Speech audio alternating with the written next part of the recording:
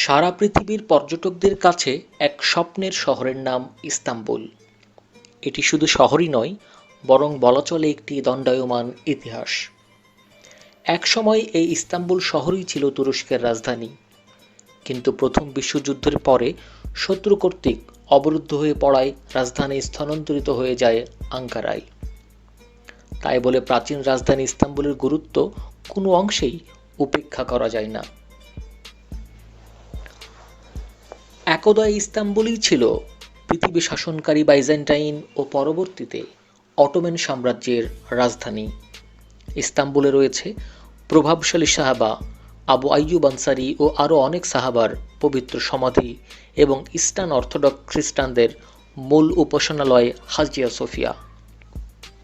সৌন্দর্যে অনন্য হাজিয়া সোফিয়া শুধু উপাসনালয় নয়, বরং তা বাইজেন্টাইন সাম্রাজ্যের স্থাপত্য নিদর্শন হয়ে দাঁড়িয়ে রয়েছে ইস্তাম্বুলের বুকে। আজকেও স্থাপত্য শৈলীর ইতিহাসে প্রথম সারির স্থান দখল করে থাকে ইস্তাম্বুলের পুরাকীর্তি হাজিয়া সোফিয়া। শুধু তুরস্কের নয়, এশিয়া মহাদেশের অন্যতম আকর্ষণীয় শহর হচ্ছে ইস্তাম্বুল।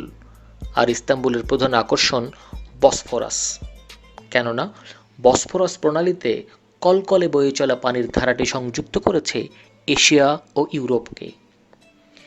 ইউরোপ ও এশিয়াকে একত্রে বলা হয় ইউরেশিয়া, যার বিভাজন রেখা হল বসফরাস প্রণালী, যে প্রণালীর অবস্থান ইস্তাম্বুলে। এ কারণেই ইস্তাম্বুলকে বলা হয় দুটি মহাদেশের একটি শহর। অত্যন্ত সুচারু ও পরিকল্পিত শহর ইস্তাম্বুল। নিত্যদিনের সূর্যের আলোয় ঝিকমিক করে শহরটি, দেখে যেন মনে হয় স্বপ্নের জগৎ। শহরটির দুই ধারে সাজানো গোছানো পরিকল্পিত বাড়িঘর, দালানকোঠা, মাঝে মাঝে বৃক্ষরাজের অপরূপ শোভা, মাঝে মাঝে বসফরাস প্রণালী। এ যেন শিল্পীর তুলিতে অঙ্কিত কোনো চিত্রশিল্প।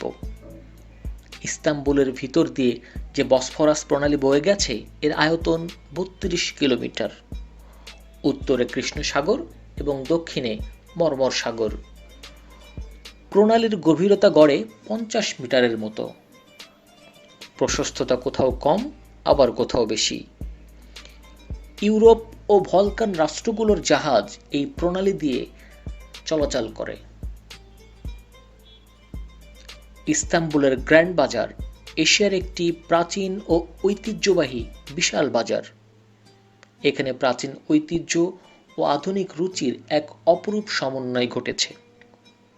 আরবি জীবনধারার সাথে এশীয় জীবন প্রবাহের এক প্রাণবন্ত মিশ্রণ। মুসলিম সংস্কৃতির সাথে পাশ্চাত্য সংস্কৃতির সেতুবন্ধন এখানে স্পষ্ট অনুভব করা যায়। ছোট ছোট দোকানগুলো পণ্যদ্রব্যে ভরপুর। কি নেই এখানে! সোনাদানা, মণিমুক্তা থেকে শুরু করে জামা কাপড়, কার্পেট, চামড়া জাতীয় জিনিস, হাতের চুড়ি, খোপার কাঁটা সবকিছুই রয়েছে এখানে। এছাড়াও ঐতিহাসিক হিপোড্রোম বা সুলতান আহমদ স্কয়ার ইস্তাম্বুলের এক সুপ্রাচীন ঐতিহ্য।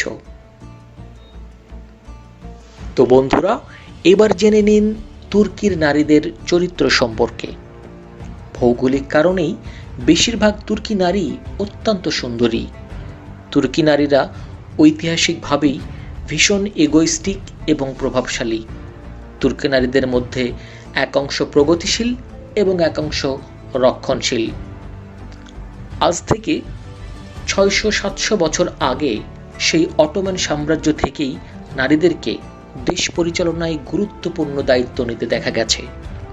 বিশেষ করে হুররাম সুলতান কিংবা কোসেম সুলতান এই মহাপরাক্রমশালী নারী নেতৃত্ব শত শত বছর আগেই দেখেছে তুরস্ক। তবে তুরস্কের সংস্কৃতিতে নারীর সতীত্বকে দেখা হয় বিশেষ মর্যাদায়। ক্ষমতাবান, প্রগতিশীল কিংবা রক্ষণশীল সকল শ্রেণীর তুর্কি নারী বিয়ের আগ পর্যন্ত তাদের সতীত্ব রক্ষাকে অনেক বেশি গুরুত্বপূর্ণ মনে করেন এবং বিয়ের পরবর্তী জীবনে স্বামীর সেবা করতে দ্বিধা করেন না পরাক্রমশালী নারীগণ।